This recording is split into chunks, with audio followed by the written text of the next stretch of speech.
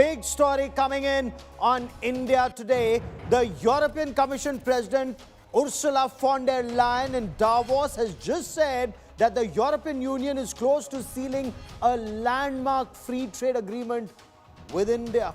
She's described the proposed agreement as one of the most ambitious deals ever attempted by the European Union. So Ursula von der Leyen was speaking at the World Economic Forum. She said some work remains, but the deal could create a market of nearly 2 billion people, account for almost a quarter of global GDP.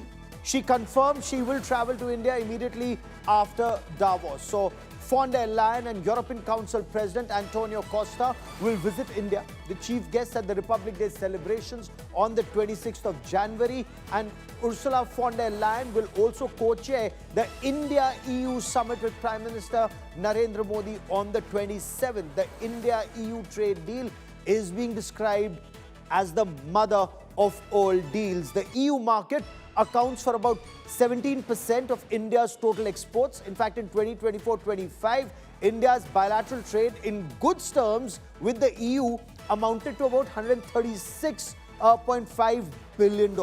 Exports stood at $75.8 billion and imports at about $60 billion, making the EU India's largest goods trading partner. The agreement will be India's largest trade pact, covering about 27 developed European Union nations, including France, Germany, Spain, Italy. And since 2014, the government has finalized 7 trade pacts, including with Australia, the United Kingdom, Oman, New Zealand, the UAE, and the FTA bloc, and Mauritius.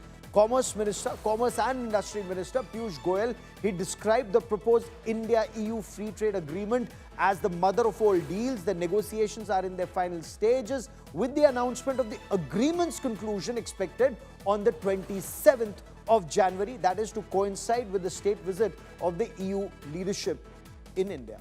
Now, before I get you more on this big development, let's listen in to European Commission President Ursula von der Leyen. Right after Davos, the next weekend, I will travel to India. There's still work to do, but we are on the cusp of a historic trade agreement. Indeed, some call it the mother of all deals. Right after Davos, the next weekend, I will travel to India. There's still work to do, but we are on the cusp of a historic trade agreement. Indeed, some call it the mother of all deals. So let's try and make sense of this huge development. Pranay Upadhyay, my colleague, joins me on the show. Also with me is India Today's Foreign Affairs editor Geeta Mohan and Ambassador Ashok Sajjanhar. Geeta, what's expected from Ursula von der Leyen's India visit? Do we finally see the deal inked on the 27th on an operationalization, or do we see an agreement or a statement by the heads of state and government? Well, Gaurav, it is going to be significant because it's going to be a leadership announcement of the conclusion of the deal, after which there will be a legal scrubbing that will take place of the deal between India and the European Union, following which the deal in all probability will be signed between Safowicz and Piyush Goyal. So that's the process that will take place. But what is significant over here is one deal that was being negotiated for quite a while now will actually be announced as having been concluded. So that's what is going to happen on the 27th after the summit level meeting between European Union leadership and Prime Minister Modi. Pranay, do we look at this as an opportunity in an adversity, both for India and for the European Union, given Trump tariffs on India already and the threats to impose additional tariffs on EU countries now over Greenland? Absolutely, Gaurav. Timing is very key here. because the Europe is facing a lot of difficulties in terms of the market access, in terms of the tariffs, in terms of the geopolitical tensions as well. And they also want to explore, in fact, they have been talking about China +1 in terms of the logistics supply, in terms of the market access. The over-dependence on China has also made European Union to restart these negotiations in 2022. We have seen that, this is one of the most, longest drawn trade negotiation, in fact, the most complex one. And we have seen that how European Union and India has worked out this complex deal, and this is almost near to conclusion, and we are in all likelihood during 26th January and 27th of January meeting, it is likely to be concluded. And the volume what we are looking at is like around $22 trillion economy of Europe. So Indian goods will get a greater access in the European market. Likewise, the tariffs for the Indian products will come as down as 3.8%, or in terms of the textile, like around 10%. So this will be a greater access for Indian markets. So and great also diversification, yes, in a very difficult situation. Ambassador Sajjanhar, Union Minister Piyush Goyal in the past had described this as a super deal. With tensions rising with the United States, European Union, does it now have added incentive to finally, travel that last mile? In the past, again, Piyush Goyal had many times in the past said, so near and yet so far. Yes, thank you very much, Gaurav, for having me. You're very right. We've been negotiating on this deal for the last, 22 years, or about 20 years. 2007, we started. I remember I was in Brussels at that time, and we had started from Helsinki. And at that time, we had committed that we'll finish it in 2 years. It didn't take 2 years. It's taken all this time. But I think we are very close. We are, as the EU Commission President Ursula von der Leyen, she said, we are at the cusp. And both sides have been working very hard, and the leadership is there.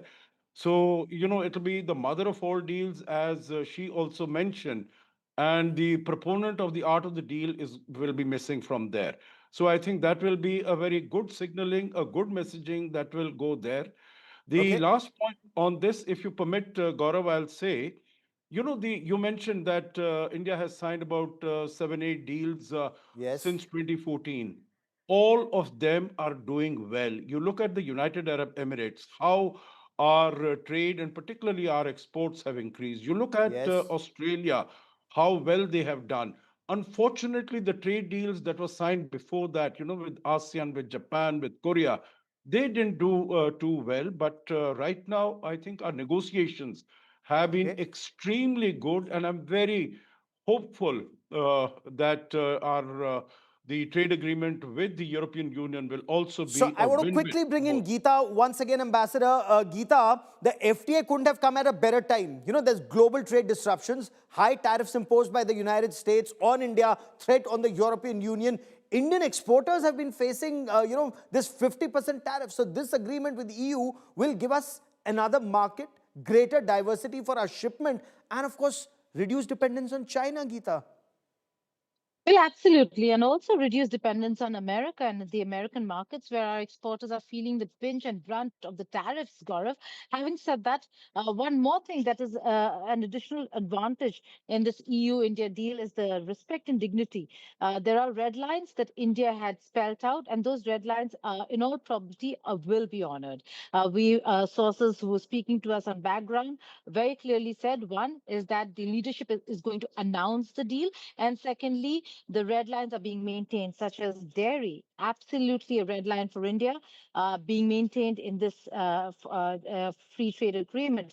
And that certainly is a plus. Certain areas in agriculture, again, being respected and maintained. And similarly, there are certain issues that Europe has when it comes to carbon footprint, so on and so forth. India is looking at recalibrating their companies to ensure that there is some sort of carbon reading for products that reach European markets. So both sides are respectful and mindful of each other's markets, and that certainly is a plus, unlike the conversations and negotiations that we're seeing between India and the United States of America, where that dignity and respect is not being accorded to the sensitivities that India attaches to dairy products. And respect, very strong words that you've used. And before I move on in this broadcast to talk about that lack of dignity and respect in US and transatlantic relations with Europe in just a moment. I once again want you to listen in to Ursula von der Leyen on looking forward to her visit to India. Listen in to why this could well be the mother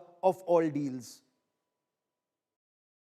Right after Davos, the next weekend, I will travel to India.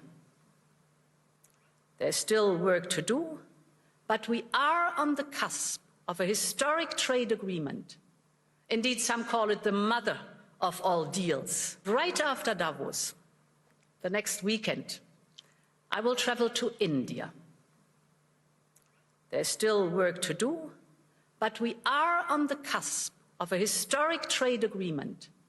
Indeed, some call it the mother of all deals.